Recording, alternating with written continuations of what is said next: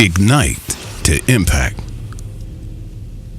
Do you ever wonder what your gift is? Do you know what your values are? Have you discovered them yet and their relationship to your purpose and passion? Well, those questions and a whole lot of others can be answered by my guests today. I'm thrilled to have the awesome Priscilla Archangel with us today. And you know, she's in studio, and I know you've probably heard about her. She's a seasoned executive coach, leadership and organizational development consultant, author, speaker, and teacher. And I'm Dr. Geneva, and welcome to Ignite to Impact, where influencers hang out and share their stories of success and struggle, and let us know how they unleash their influence to make a difference.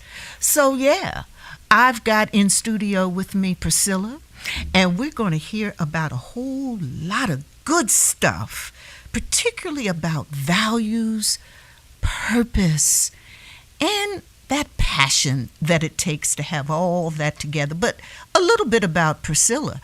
Her focus is on developing successful leaders. She's had a 30-plus year career in corporate life, and then she had a turning point transition. She'll tell us all about that.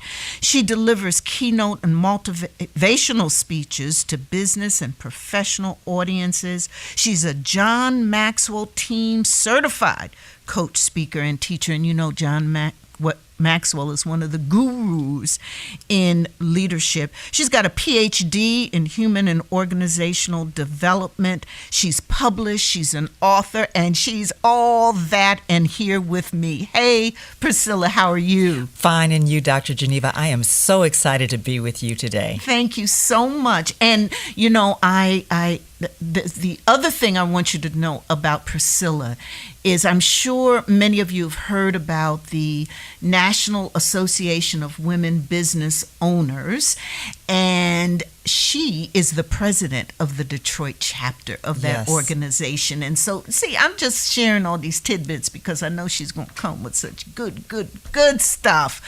Priscilla, let's talk about you, and what is your story?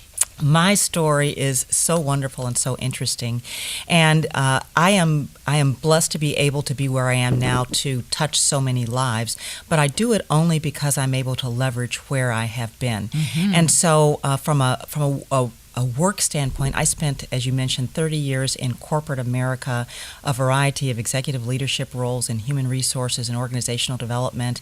And then about 5 years ago, I took a leap of faith and went from having a huge brand over my head to having this little bitty business of being a solopreneur. But it was fantastic because what I realized is that this is what I had planned for all my life. So let me take you back. Okay. And I like to talk about this as 4 things I did as a teenager that impacted who I am today. And the first thing I did was I started writing. So at the tender age of 14, for some reason, I don't know why, because no one told me to do it, I sat down and I wrote out the book of 1st and 2nd Corinthians in the Bible in my own words. Now, in your own words? In my own words. So wait a minute. Let me understand this. So you went to the Bible. Yes. Went to Corinthians, read what was there, and then you wrote it down in your own words. I said, what does it mean to me? I personalized it. What does it mean to me? And I did it, and I didn't do anything with it at the time, but that was the beginning of developing my writing.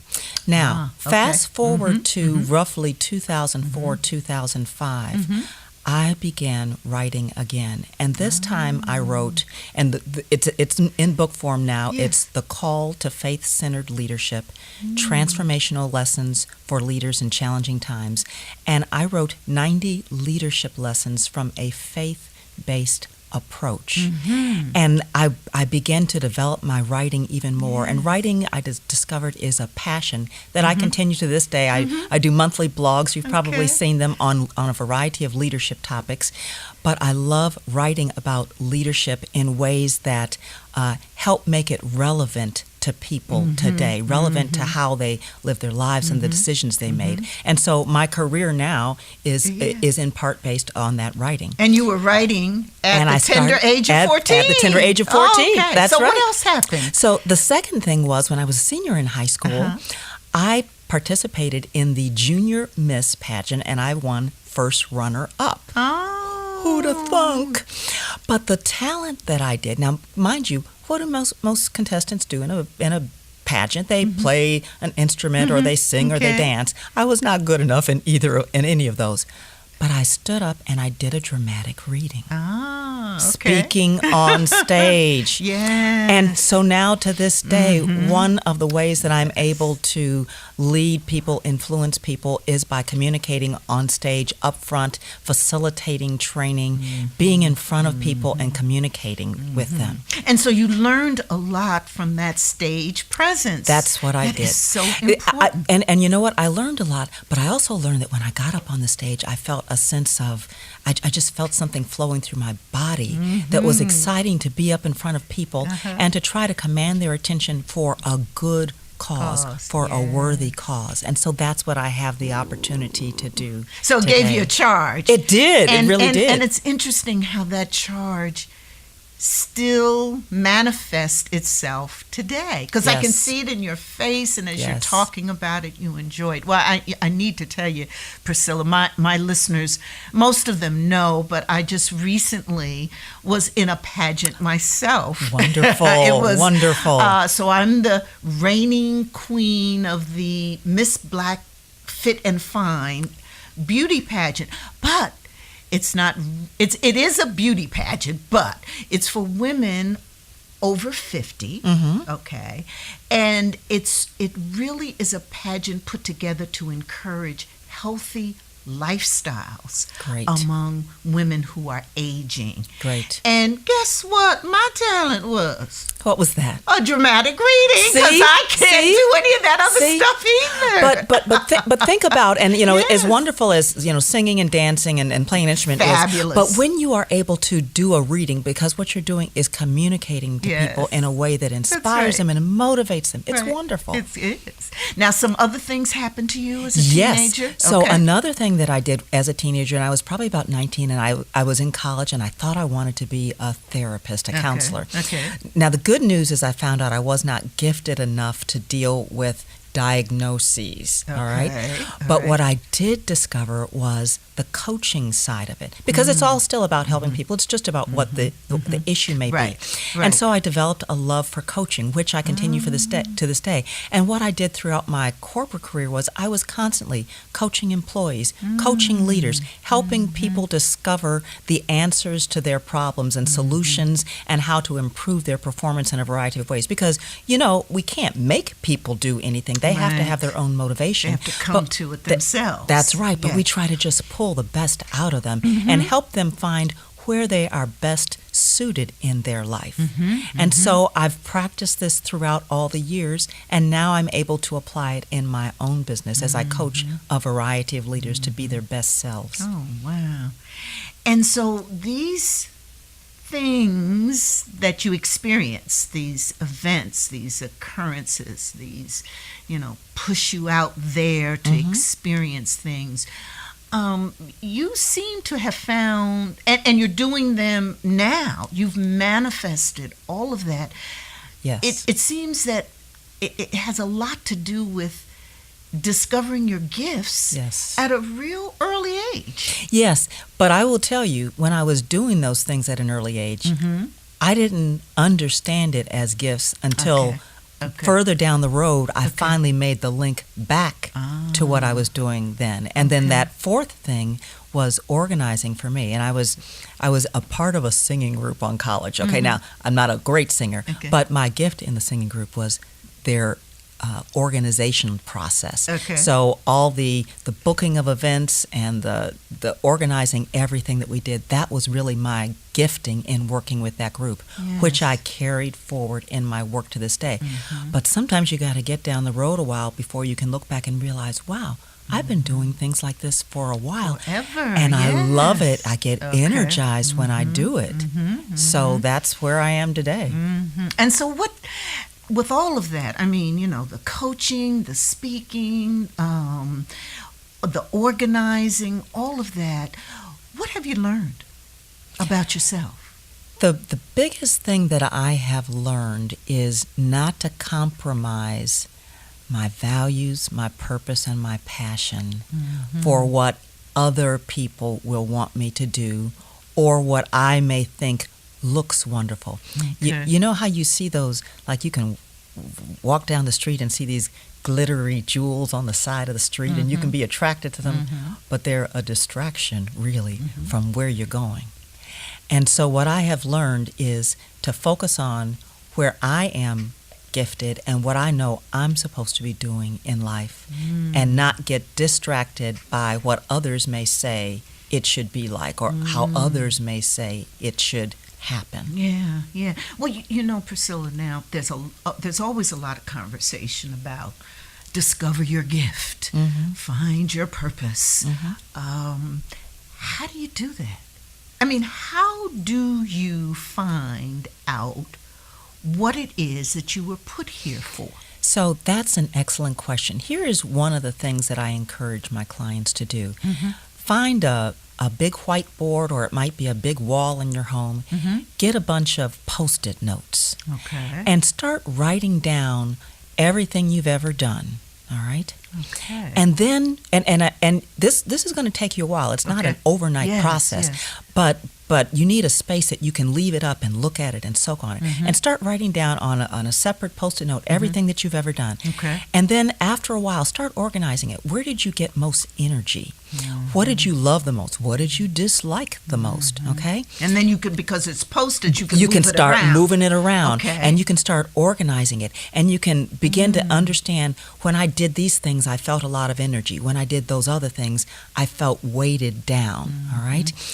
Look at things that you've been doing, again, from your teenage years forward, and don't be constrained by, well, I had this job or that job or the other job. I talked to some people who seem to have a series of very disconnected jobs, but what I tell them is there's a common thread going through them all somewhere. We just have to find out what that common thread is. And for instance, even as you were part of the beauty pageant and you won, yours was dramatic reading. And what I know about you, Dr. Geneva, is you have been a powerful communicator for decades, for the whole time that I've known you. So all you did was just draw on what you are normally good at. You just displayed it in a different setting. So when I work with my clients, it's as you begin to write down all these things, you'll see the common threads. You'll see where the connection, where the energy is.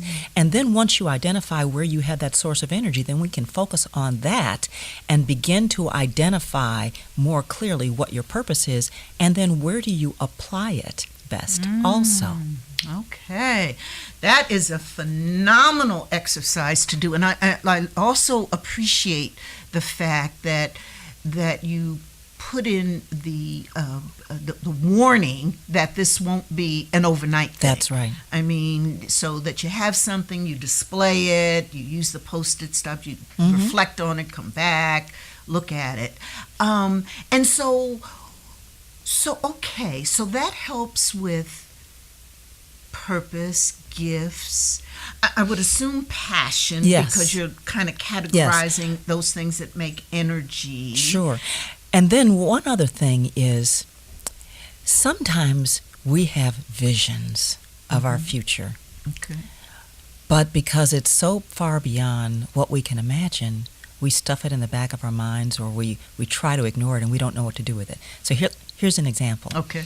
In 2000, that was 19 years ago, I put up a whiteboard in my house, and it said, I am a coach, a teacher, and a speaker to individuals, organizations, and corporations on mission, vision, and culture. Now, at the time, I had no idea what that meant really, or how I was going to do that. I mean, I was doing maybe some of it in my corporate role at the time, but not in the way that I had that vision. But that was something that was just dropped into my spirit by God, and I had to write it down, and all I knew was to repeat it. So I'd walk by that whiteboard every day and repeat it. I am da-da-da-da-da-da. But I didn't know how to get there. But fast forward 19 years later, the point is, opportunities came that I took advantage of. I was able to then make decisions based on knowing that that was my goal, that was my purpose. And so when you begin to know that, you can make decisions as you go throughout your life, your career, whatever, that will further align you with the things that you know you get energy from, or you know that somehow you're supposed to be doing, even if you don't know how to get there yet, and even if you're afraid. Even if you're afraid. And were you ever afraid? Oh, yes. Oh, my goodness.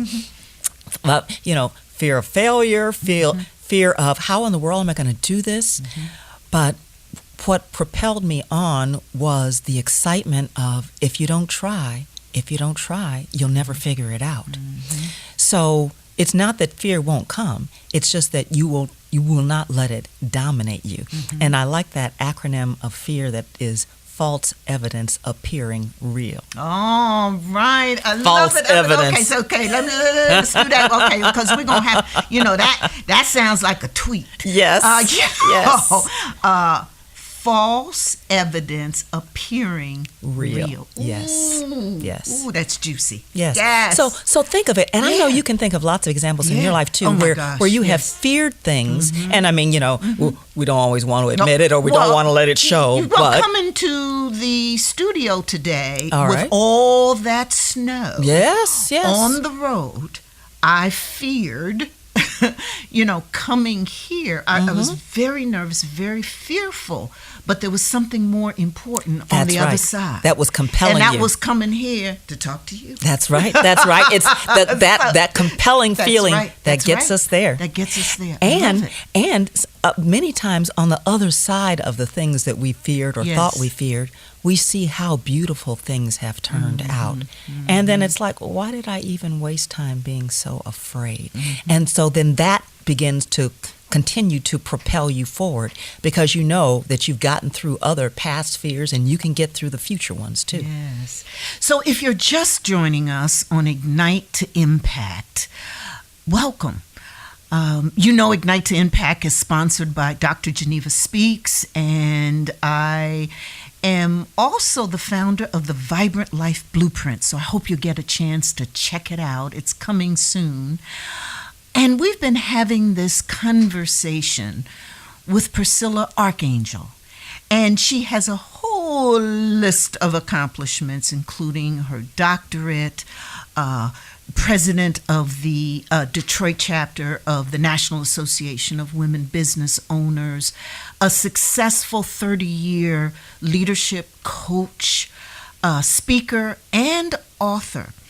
And she's been giving us some perspectives, views on values, purpose, and passion, as well as some really cool exercises we can do to kind of figure out our gifts. And so I've just been having a great time, and she just dropped a juicy piece on us with fear.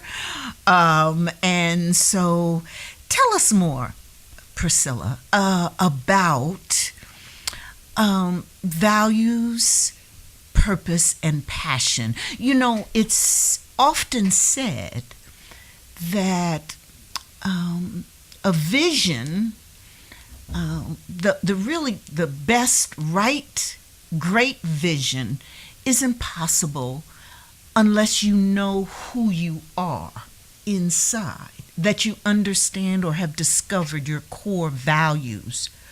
What do you think about that? I totally agree, and I think about it as also discovering your why. Why are you here? A vision has to be very, very personal, and so just like the example I gave you, that I'm a coach, a speaker, a teacher for individuals, organizations, and corporations on mission, vision, and culture. That was deep inside me.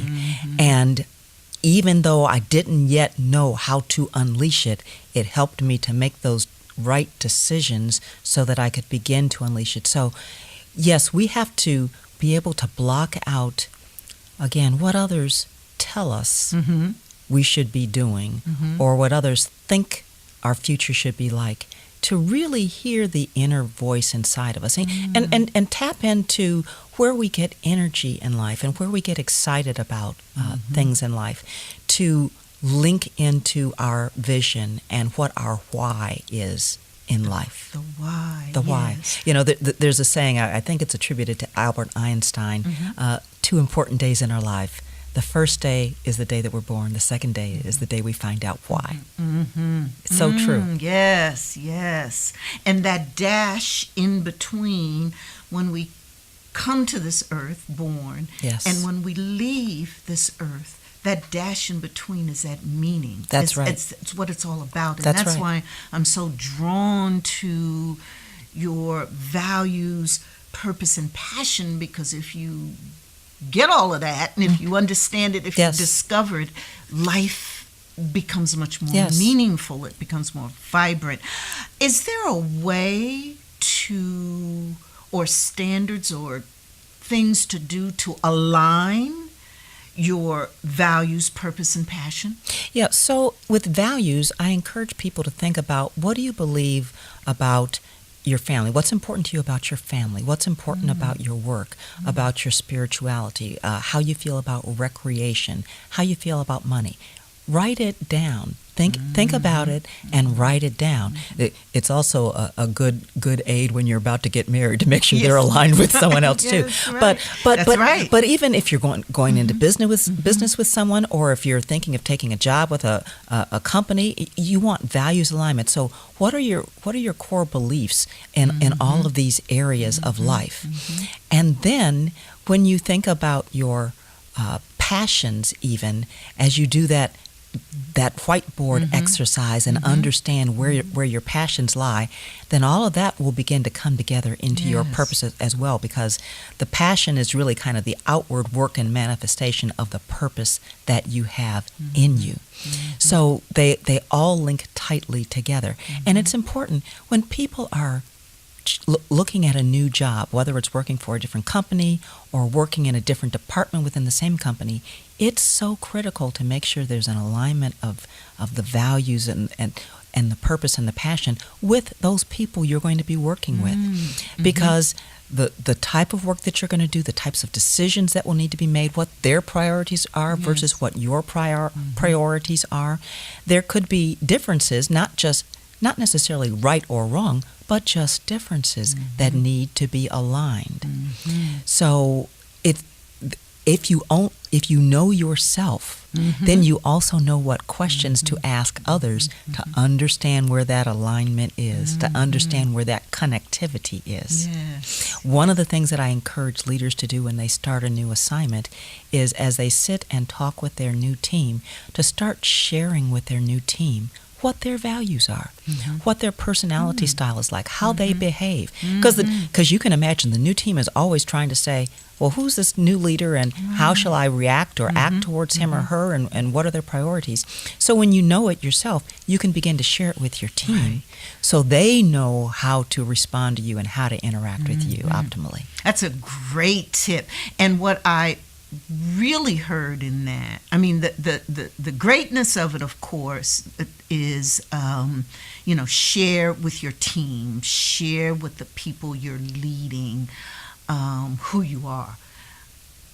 And the great thing I heard about that is you got to know that yourself. That's right. Before you can share that. That's right. Okay. That's right. Yeah. And so discovering yourself, and it just falls. I have not always believed, because I did stumble upon it, and then, really began to look and explore it, and then became to believe it. But I do believe that leadership is essentially an exercise of self-development. Absolutely. I really do. Absolutely. And I think that when you know and can develop and get yourself to that point, then you can influence others. And that's what leadership is about. What's your perspective? Yes, because you have to lead yourself first. Yeah. You can't lead other people if you can't lead yourself first. And knowing your strengths, and part of that leading yourself again is shutting out the noise of how others think you should do things who don't know you the way you know you. And so I've got to know myself apart from someone else saying, well, Priscilla, you should be that, and Priscilla, you should do that. All right. Yes. Now, some people will influence me, and people certainly, some of them have my best interests at heart, and they are helpful to me. Right. But I've got to measure everything that everyone says by how I'm feeling in my spirit and what I know that I'm supposed to be doing. Beautiful. And then that way, when I step into that leadership role, I'm in the correct role that I need to be in to effectively lead the team around me versus chasing somebody else's dream just because it's one of those beautiful glittery stones by the side of the road. Right. That's not for me. A beautiful thing. Beautiful thing. So, we could go on and on and on, and I could just, chat with you all day about leadership, and just leave us with, as our time is running down, leave us with what do you think, what would be the most important piece of advice that you would give to someone who wants to lead, to be an influencer? So one thing I would say is that the most expensive and costly decision that they will ever make is a decision around their values, their purpose, and their passion. And if they compromise that, they will never be an effective leader. Short, simple, and to the real point that was. Oh, my goodness. So promise you'll come back and we'll have some more conversations, Priscilla. And again, congratulations on, all your success. You not only know about leadership and have lived leadership, but you do leadership in an excellent, phenomenal way. And you can see that over and over and over again, and your leadership of NABO and just the things you've done through your career. It has just been my pleasure to have you here. Thank you so much, Dr. Geneva. It is an honor. It's an honor. You. And we want to have you back, and we'll continue to talk about all good leadership things and value, passion, purpose. And before we leave, give us that juicy tidbit on fear one more time. Fear is false evidence appearing real. That's what I'll leave you with, my listeners. False evidence of appearing real. But there has not been no false evidence that you've heard in these last moments as we've talked with Priscilla Archangel. She has brought it to us. She's given it to us. I hope you were inspired and learned something. I know I certainly did. This is Dr. Geneva. See you again on Ignite to Impact. And check out The Vibrant Life Blueprint. That's www.thevibrantlifeblueprint.com. Ignite to Impact.